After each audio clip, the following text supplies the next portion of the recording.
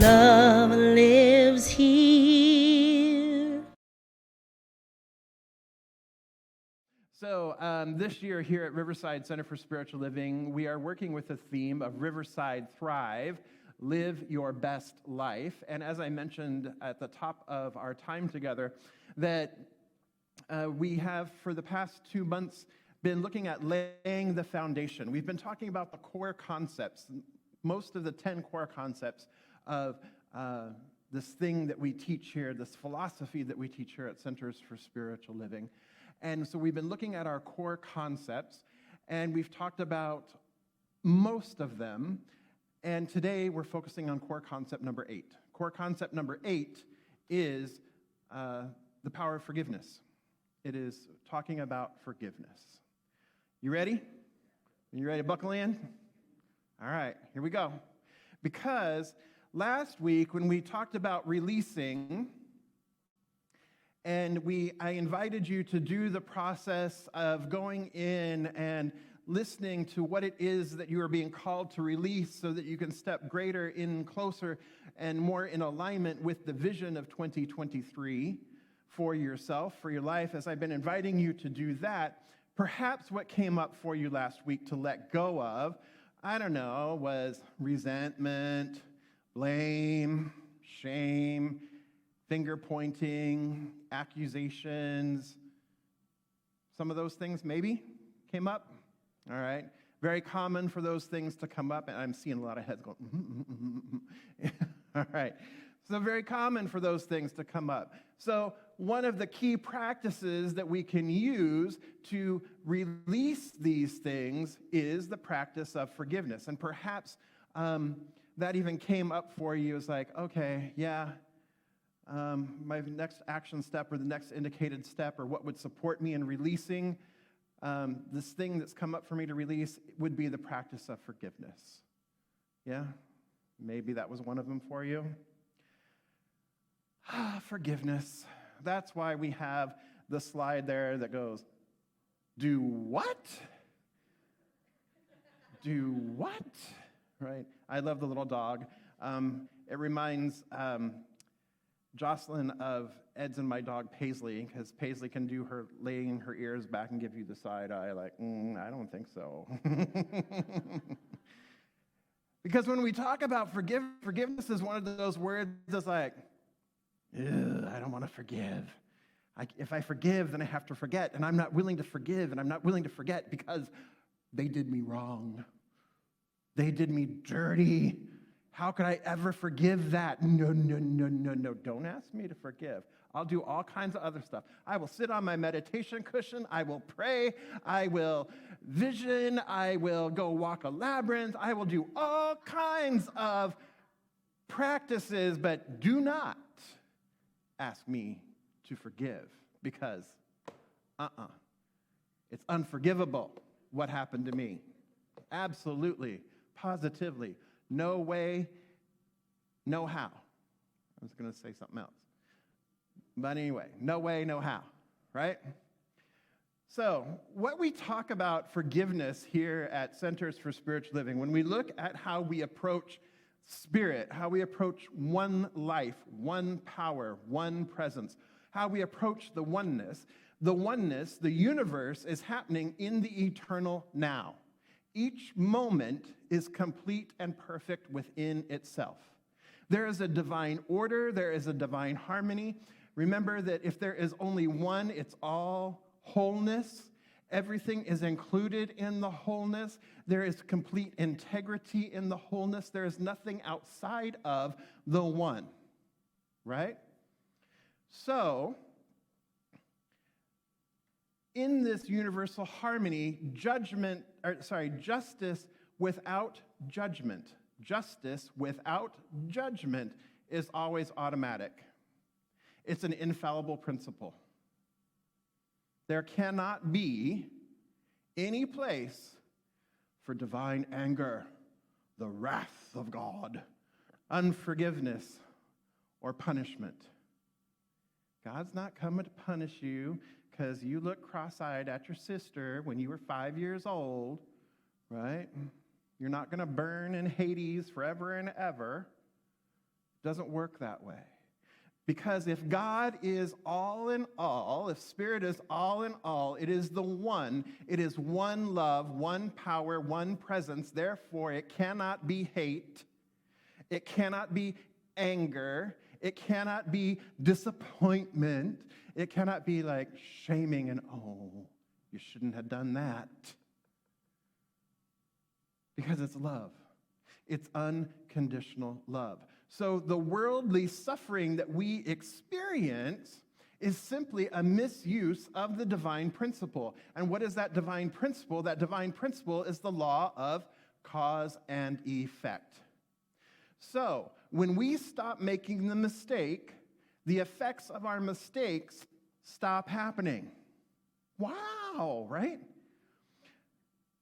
So sin, the word sin, S-I-N, is another word for mistake. So if you want to go with the sin word, you can. When you stop sinning, then you stop experiencing the effect of the sinning. When you stop making the mistake, you stop experiencing the effect of the mistake. Or if you want to call it, if you stop misusing the law of cause and effect, when you stop if you stop that one cause, it no longer has an effect. You can start a new cause that has a different effect, right? So when we stop misusing the law or feeling ourselves separate, which is also a misuse of the law, when we stop misusing the law, then that is what is called God's forgiveness. Because the law itself, it's simply responding to that impersonal principle. It's simply working out that impersonal principle. When you stop doing X, its effect Y will also cease. Or when you stop thinking one way, then the propensity of those thoughts then cease to have that same effect. And so this is because the law itself is impersonal. It doesn't care. It doesn't care who uses it, right? Anybody in this room or anybody online could go out and plant a bird of paradise, and you're going to get a bird of paradise. You're not going to get a rose bush if you plant a bird of paradise. If the bird of paradise you think doesn't fit in your garden and you don't like it anymore, then what do? You rip it out and you put in a rose bush. It's just that simple. It's a cause and effect. So when we stop perpetuating the cause, when we stop living in that cause, then the effect also has to stop. And that is forgivingness from that larger perspective. But in the human realm, in this incarnation, in this individualization of oneness, the forgiveness is the process that allows us to live into and in the eternal now that is always. And so it's essential that we wholly forgive ourselves and others before we can really flourish and grow. If you're holding on to old resentments, if there's any injury, real or imagined, which you have not yet forgiven, there is an insurmountable block in your way, in your path of spiritual progress. And I'm here to tell you, forgiveness is not a one and done. It's like, oh, I forgive. Okay, I'm good, right? Because then you're in a Costco parking lot, and I'm like, I am not feeling very forgiving right now, right? And then it's another opportunity to go back to, okay, I forgive myself for judging. I forgive these people for being in my way. I forgive this person for reaching across and grabbing the Ritz cracker that I already know what it tastes like. Fine, right? It's a constant opportunity to come back to the practice of forgiving ourselves and forgiving others. And so we have the opportunity to practice on a daily basis. Unforgiveness and holding resentment is a misuse of the law. The more we continue to hold on to the resentments, the more we continue to be unforgiving, we are continuing to perpetuate something that we don't want to experience in our lives. We're continuing to perpetuate the separation. We're continuing to perpetuate the feeling that we're experiencing. Then we, my beloveds, are causing our own suffering.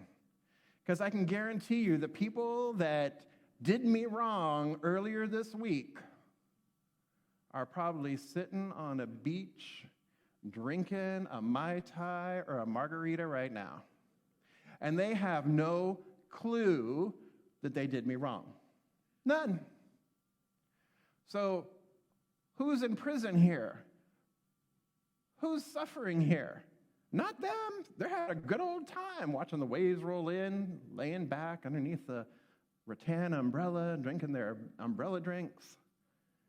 Me, I'm here in Riverside, mad as hell. And who's that serving? Absolutely nobody. Certainly not serving me. But as long as I hold on to that and I use that as, oh, this is evidence because not only did they do me wrong this week, they did me wrong last month, they also did me wrong 2 years ago, they did my friends wrong a year ago, point. And they're having a good old time in their ski chalets on the hills of Colorado, drinking hot toddies on the beaches, Puerto Vallarta. They don't know. They're not even thinking about me. In fact, they don't even know they did me wrong. How crazy is that? Who's suffering in this situation? I am. And if this is resonating with you, you are, right? When we are not forgiving, when we hold on to the resentments, when we hold on to the accusations, when we're holding on to anything. Remember, when we're holding on, we've got two closed hands, we've got two closed fists. We can't receive anything because we can't receive anything better because we've got closed fists, we've got a closed heart. So we have the opportunity to use this practice of forgiveness to release what we're holding on to and to open our heart space. Yes? So is this making sense, how forgiveness is a key spiritual practice? Yes. So one of the ways for remembering that forgiveness is a key spiritual practice is you've heard the phrase, atone for your sins. There we are talking about that kind of stuff again. Atone for your sins. But if you look at tone, at one, A-T-O-N-E, at one, this is an opportunity to look at the mistakes that we're making or the accusations that we're making, the judgments that we're making. It's an opportunity to look at that from a place of oneness and bring ourselves back into alignment with the who of who we are. The at one meant. At one. Bringing ourselves back to the one. Power and presence. The one love that is all, through all, as all. Good so far? Warming up to forgiveness? A little bit? All right. So the Buddhist principles of forgiveness. Forgiveness is understood that it is to end the suffering and to restore the dignity and harmony of our life. So that's just back to what we were talking about with our own core concept, right? It's a divine harmony. So forgiveness is understood to end suffering and bring us back to our one life. Fundamentally, it's for our own sake, it's for our own mental health, it's the way that we let go of the pain that we carry so that we can move forward. Forgiveness is not about forgetting, or forgiveness is not about condoning behavior. Forgiveness is the opportunity to separate the actor from the action. Try that again. Separating the actor from the action. You've heard me talk about it before. Separating the unskilled behavior from the person, right? We don't have to say that we are forgiving the actions or condoning the actions or justifying the actions. We are forgiving, and we can also say that we will never again knowingly allow those things to happen. We can resolve to never again permit such things, such harm to come to ourselves or to another. But it is an awakening. It's not a, like, okay, forgive and forget. But what it is it's a way of freeing ourselves. Because in forgiveness, when practiced, it willingly acknowledges what is unjust, harmful, and wrong. And it recognizes that the sufferings of the past and understands the conditions that brought them about. Let me say that again. It willingly acknowledges what is unjust, harmful, and wrong. And forgiveness bravely recognizes our sufferings of the past and understands the conditions that brought them about. So there's this phrase that has been attributed to a variety of different people, including Lily Tomlin. I haven't found the actual source because nobody's really found the actual source, but I love the phrase. And it says, forgiveness means giving up all hope for a better past. Forgiveness means giving up all hope for a better past. Trying to change what's back there. The hope that, something back there, if only back there.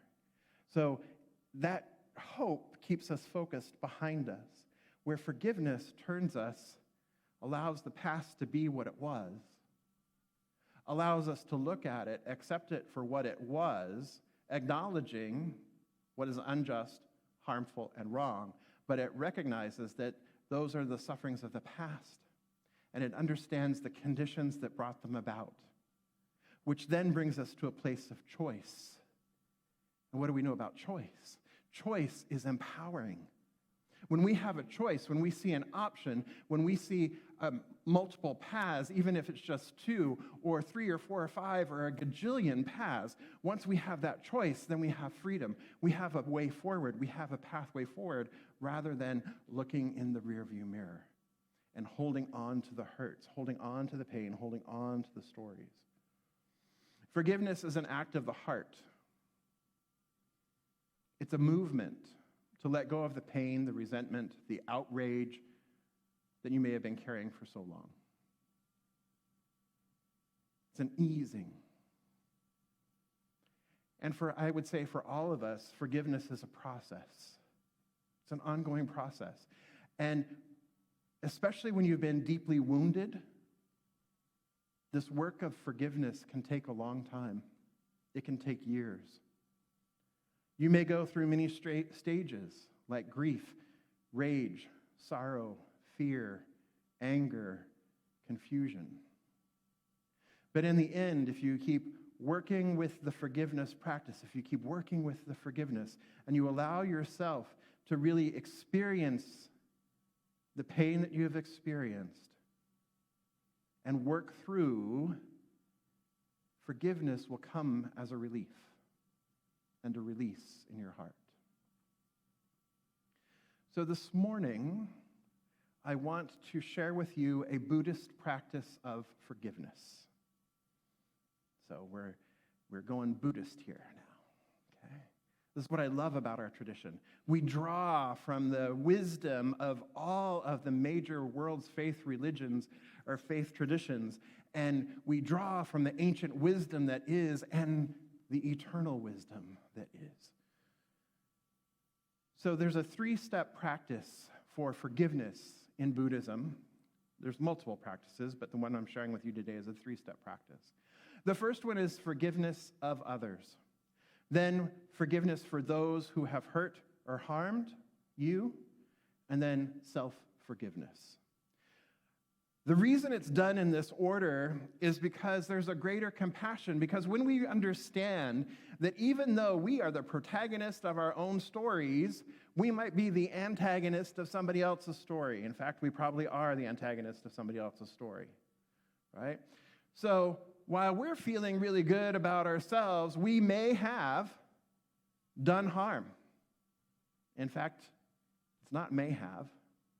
I'm sure each of us has. We're in human form. A curt word, cutting somebody off in traffic, whatever. It doesn't have to be major, like, oh, but I've never done this, and this. It's not about the actions, it's about the actor, remember? So we have all done some sort of harm. And when we realize that we have done this harm knowingly or unknowingly from our own pain, our own fear, our own anger, and our own confusion, that's how this has come about, that we did harm or we hurt somebody in this way, we're realizing that it came from those things within ourselves: anger, hurt, confusion, pain, fear. Oh, I have those. And if I have those, and I recognize that there's only one, then those who harmed me also have those: fear, anger, hurt, confusion, pain. And so I'm better able to then empathize. I'm better able then to possibly separate the actor from the action, the unskilled behavior from the person. And then, of course, there are those times when we have betrayed or abandoned ourselves through our thoughts, our words, or our deeds, sometimes intentionally, sometimes unintentionally. So in my example earlier, if I remember that I too have caused harm, and that these people, then I can have more sympathy for these beloveds who are just doing their best. And so this is where the phrase, "forgive them, for they know not what they do," comes in. Right? They're just doing their best. So I can have compassion for these folks. But then I also have the opportunity to turn within and go, but forgive me, for I know better. I know better. And I free myself. So the forgiveness is multifold. See how that works? All right. So I invite you to take a nice deep breath, shake it out, whatever you need to do, get comfy, sit with dignity, whatever that means for you. Sit with reverent alertness, whatever that might mean for you. And take a nice deep breath. And we're just going to go through this threefold forgiveness process, the Buddhist process. And this will be available this week as our tool for the week. So if you're not getting all of it now, you can rewatch the video, and you can also check it out on the website and in the email that we send out tomorrow. All right, here we go. So first, breathing in and bringing your attention to your heart space.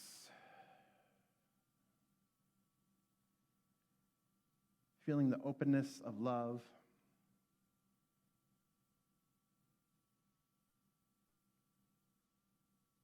Feeling your heart beating. That you need for your heart beating. You're not there trying to mentally beat your heart. Your heart beats. Because it is being beat by the rhythm of the universe. The rhythm of the universe keeping time within you. It is the rhythm of the universe, maintaining and sustaining its beloved creation, you. And it is the ever-givingness of spirit, which is unconditional love. It's withholding nothing from you.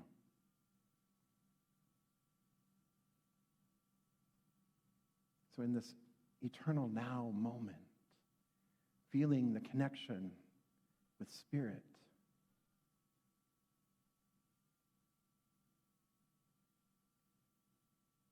we breathe in and recognize. And I'll speak in the I, but allow this word to be your word as well. There are many ways that I have hurt and harmed others, that I have betrayed or abandoned them, caused them suffering, knowingly or unknowingly, out of my pain, fear, anger, and confusion. And to these beloveds I say, I ask for your forgiveness. Please forgive me for having caused you harm. I now understand that I was unskillful and that my actions hurt you. And so I ask for your forgiveness.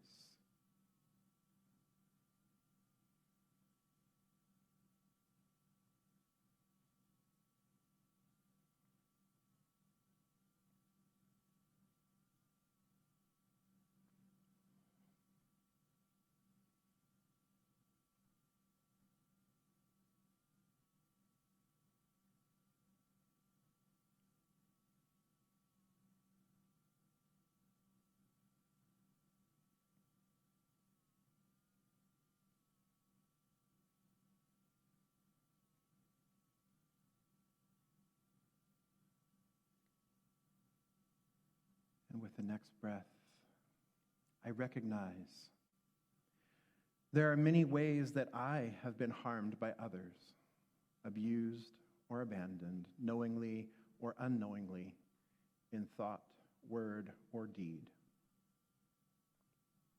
I now remember that the many ways others have hurt or harmed me, wounded me, are out of fear, pain, confusion, and anger.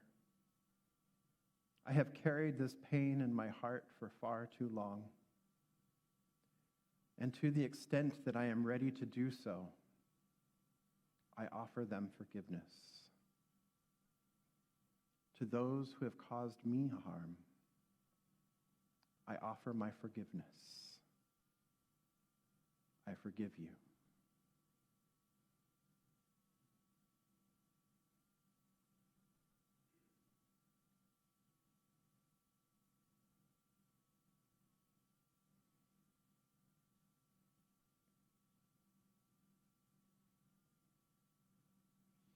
I forgive you for all the ways that you have caused me harm.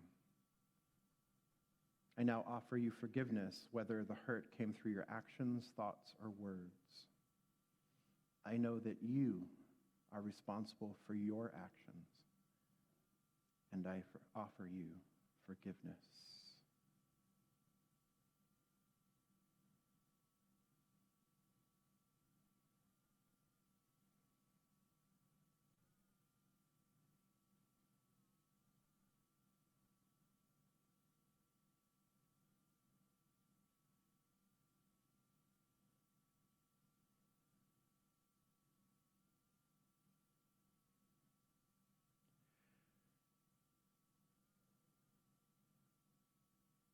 And with my next breath, I recognize that there are many ways that I have hurt and harmed myself.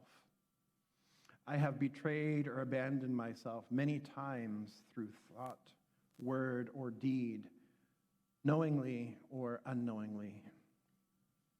For the ways that I have hurt myself through action or inaction, out of fear, pain, confusion, and anger, I now extend a full and heartfelt forgiveness.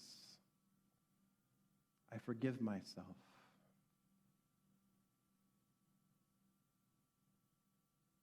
I forgive myself.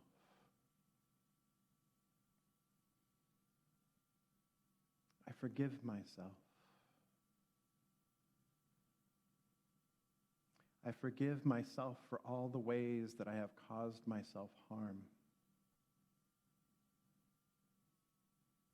I offer myself forgiveness, whether the hurt came through my actions, inactions, thoughts, or words. I know that I am responsible for my actions, and I offer myself forgiveness.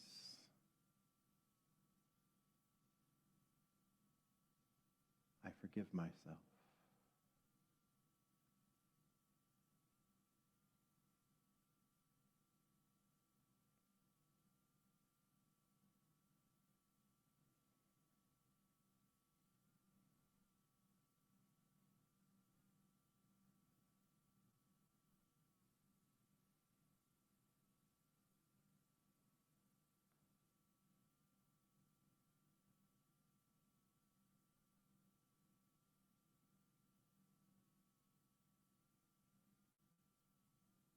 And so I invite you to take a nice deep breath in.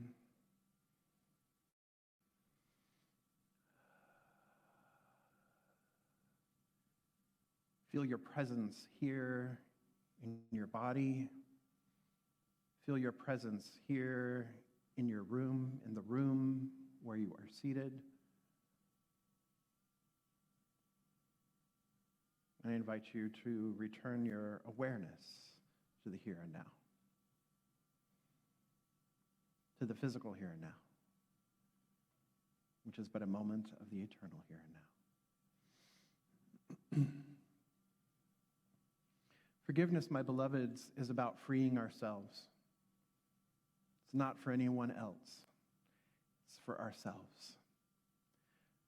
The other side of forgiveness is freedom.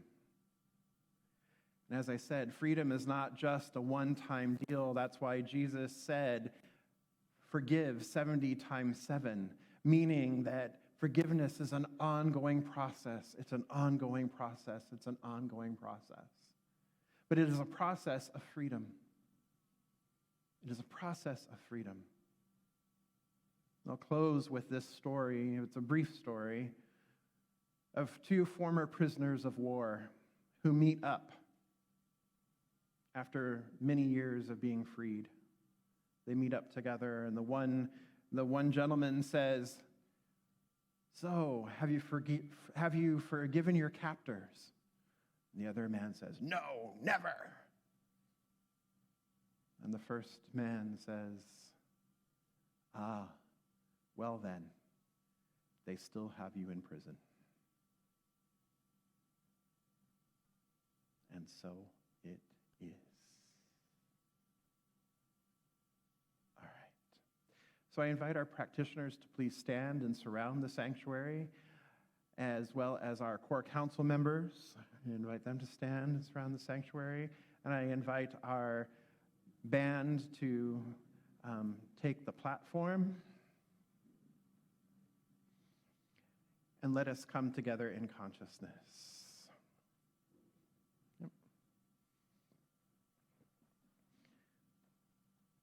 So recognizing here and now that there just is the one power presence, the one infinite eternal, the one ever-givingness, the one love that is all, through all, as all, the one love that is back of all of creation, this one love that I call spirit, this one love that I call the divine, this one love that I call God. This one love that simply is all that there is. It is whole, perfect, and complete in its totality, in its integrity. There is nothing that is outside of this one, this oneness, this one presence. There's nothing outside of it. Therefore, there is nothing opposed to it. There is no other power standing against it. It is a universal love that operates through a universal law that always says yes, that is always saying yes, always responding, always saying yes. It is the law of cause and effect in motion, in creation. It is this creative process that is continuously bringing forth new creation, new life, new experiences, new expression. And I recognize that I am one with this one, that I am a divine emanation, impartation, manifestation, demonstration, expression, individualization of this one life, this one love, that right where I am, the power and the presence of God is, that right where I am, love is, that right where I am, wholeness, perfection, integrity, oneness is. And as I know that this is true of me, I know that this is true of all gathered here this day, of all life. It is true of all life because there is only one life in a magnificent multitude of individualized expressions. And so I speak my word here this day, recognizing that there is just this perfect wholeness. And so I release all those things that have been holding me back. I release those mistakes that have caused me to experience suffering or pain or anger or confusion. I release those things and let them be. I forgive them. I give them over for living. I forgive them. I forgive them.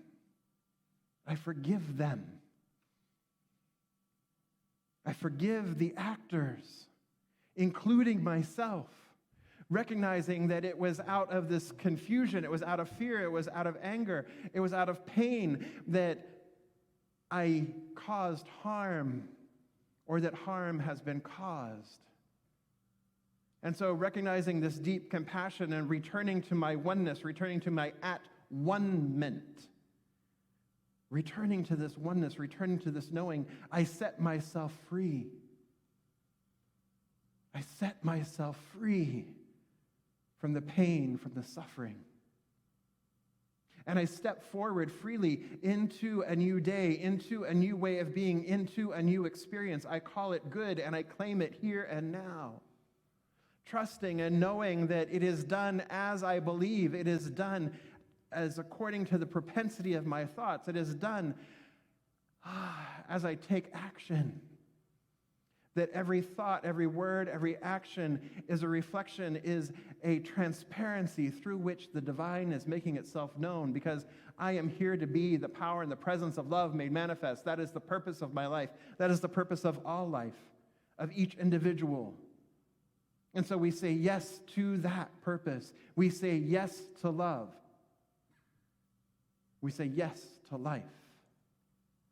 And how thankful I am, how grateful I am to know this truth, how grateful I am to release that which no longer serves, how grateful I am to work and continue to work in the practice that is forgiveness.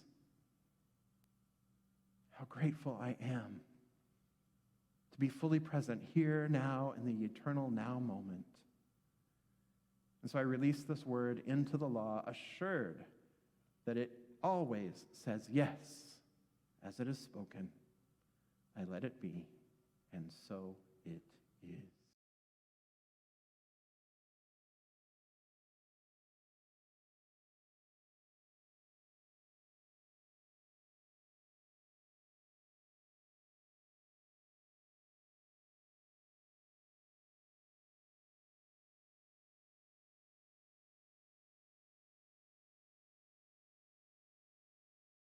Love lives here.